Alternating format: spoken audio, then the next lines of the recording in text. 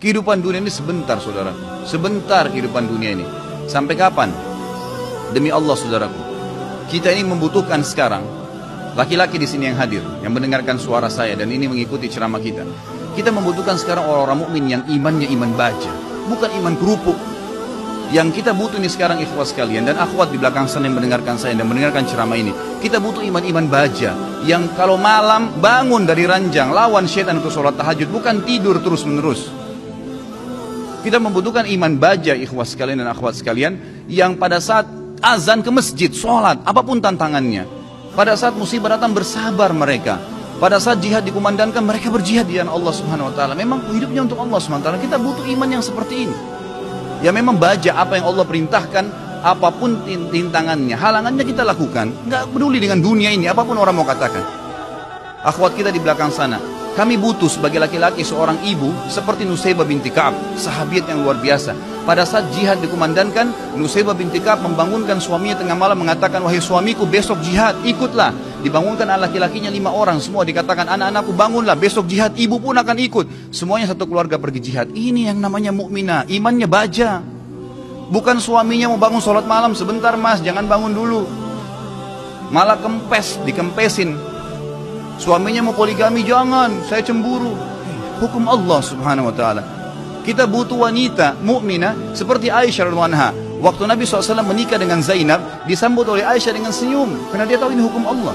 Gitu kan? Masalahnya imannya iman baja, bukan iman kerupuk yang diketuk langsung pecah. Nah ini yang membuat umat Islam lemah, karena iman kita kendor, kempes, nggak ada apa-apa.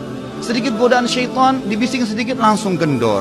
Pakai jilbab besar, kemudian digoda sama temannya, sedikit saja, oh kamu alimnya, ditinggalkan jilbabnya. Subhanallah.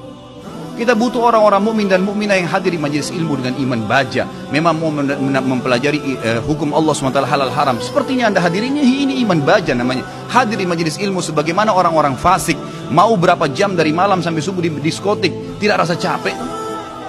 Kemarin ada ikhwah bilang sama saya, Ustaz antum gak capek dari pagi sampai malam ceramah? Saya bilang, ya akhi, orang di diskotik dari malam habis isya pulang kantor, duduk nyanyi sampai kupingnya itu gendang kupingnya mungkin bisa pecah, musik dengan besar sampai subuh, minum khamr, mabuk, dia nggak rasa capek, merasa oh saya tadi malam terhibur. Kenapa kita sebagai orang yang beriman tidak mengatakan saya terhibur dengan majelis ilmu, saya terhibur dengan bertemu dengan para ulama, dengan sholat malam, dengan membela agama Allah Subhanahu Wa Taala? Ini yang dibutuhkan, gitu kan?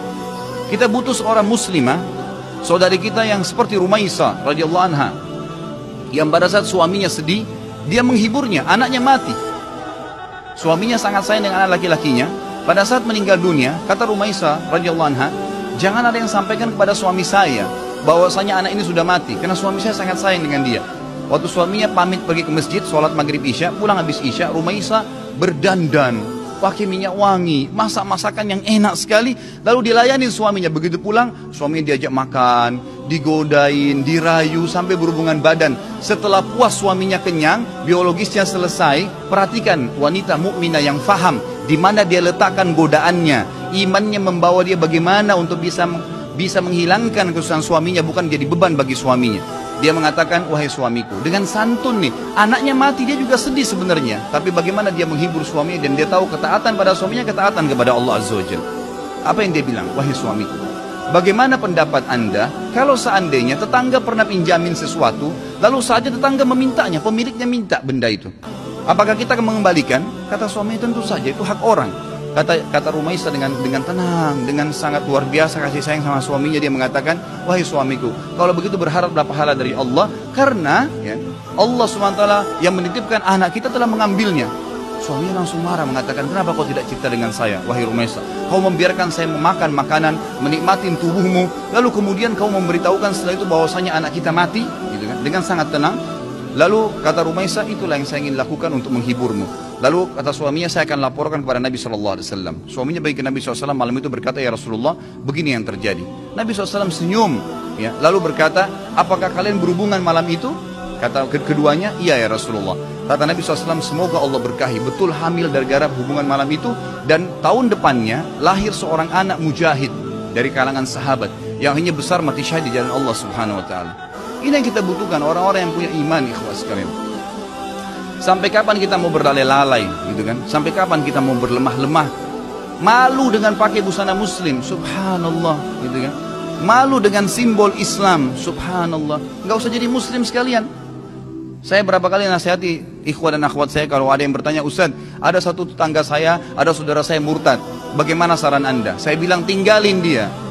Islam nggak butuh dengan orang murtad, biarin dia murtad, masuk neraka sendiri. Kenapa kita harus bingung dengan satu orang murtad dan kita tinggalkan orang-orang tetangga kita muslim yang butuh bantuan makan, yang kalau diajak ke masjid mau sholat, itu yang kita dakwahin. Orang yang tidak mau iman tinggalin aja, nggak usah diikutin, gitu kan? Ngapain kita berjalan di belakangnya merayu dia untuk supaya dia kembali ke dalam Islam? Nggak usah. Doain mungkin, mendakwahin boleh, tapi nggak usah kita sedih, ya kan gitu. Jadi kita harus menetapkan semua pada tempatnya masing-masing. Kita butuh figur Abu Bakar yang semua tegak dengan keyakinannya, figur Umar yang memang syaitan lari dari dia. Tahu kenapa ikhwas karena syaitan lari dari Umar? Karena Umar betul-betul yakin semua yang Allah perintahkan benar, yang dilarang itu salah, ditinggalkan. Dan Umar bin Khattab semuanya dengan tegar, dengan iman baja yang dia lakukan. Malam bangun sholat, nggak ada ceritanya syaitan mau godain ditepis sama dia, nggak ada. Syaitan hanya habis akal. Bagaimana caranya goda orang seperti ini? Nggak bisa, gitu kan? Karena dia betul-betul memang itu tinggal ditinggalin. Dan itu hanya dengan iman, ikhwas sekalian. Ini hanya dengan iman. Sampai kapan kita mau terus-menerus membiarkan iman kita sehari begini dan sehari begitu? Sampai kapan antum mau mengatakan, dan perempuan di antum di belakang mengatakan, sampai kapan kita mau mengatakan, oh iya nanti, oh iya ya, sampai kapan oh iya ya ini? Sampai malaikat maut mencabut roh kita baru kemudian kita mau sadar? Subhanallah. Majelis ilmu seperti ini tujuan utama mengubah menjadi orang yang lebih baik. Kalau antum datang di sini dan tidak bisa mengubah, antum bisa rajin sholat malam, antum rajin menjaga hukum-hukum Allah SWT, meninggalkan yang haram, menikmati yang halal. Perempuan-perempuan di sana di belakang, kalau anda datang ke sini tidak bisa mengubah, anda tutup aurat, anda lebih baik daripada sebelumnya, anda bisa mengatur, ya, menikmati apa yang halal, tidak memulihkan aurat anda di sana sini, maka jangan hadir. Karena majelis ilmu tujuannya untuk itu, melahirkan orang-orang yang imannya iman tegar, iman baja, yang memang tidak mudah goyah, ikhwas sekalian. Kadang-kadang subhanallah baru diminta waktunya untuk sholat malam, kita nggak mau bangun sholat malam. Bagaimana kalau diminta ditumpahkan darah jalan Allah subhanahu wa ta'ala? Sudah sulit, kan gitu. Baru diminta infak saja, sudah beragam macam bisikan syaitan, kita sudah mengiyakan bisikan syaitan itu. Bagaimana kalau diminta infak jalan Allah subhanahu wa ta'ala? Mengorbankan seluruh harta, pakaian kita bahkan kalau perlu dijual untuk itu. Ini semua karena cinta terhadap dunia yang berlebihan, Allah musta'an. Semoga Allah SWT yang di langit sana yang melihat kita ini menjadikan kita orang-orang yang terpilih di kalangan hamba-hambanya yang dipenuhi imannya dengan iman baja insyaAllah dalam hati dan meninggal dalam keadaan syahid. Ya Allah, saya meminta kepadamu atas namamu yang maha mulia agar engkau menjadikan aku secara khusus dengan keluargaku, ya Allah, semuanya mati syahid di jalan Allah dan semuanya memiliki iman-iman yang baja dari keturunan dan seluruh istri dan anak-anakku dan juga semua yang hadir di sini, ya Allah. Semoga engkau berikan apa yang terbaik dari hamba-hambamu. Jadi mudah-mudahan kita tidak termasuk orang-orang yang lemah dan orang-orang yang sama sekali meninggal dalam kondisi nanti menyesal. Oh kenapa ya? Oh seandainya ya? Sudah nggak ada gunanya, ikhwan. Sekarang saatnya berubah.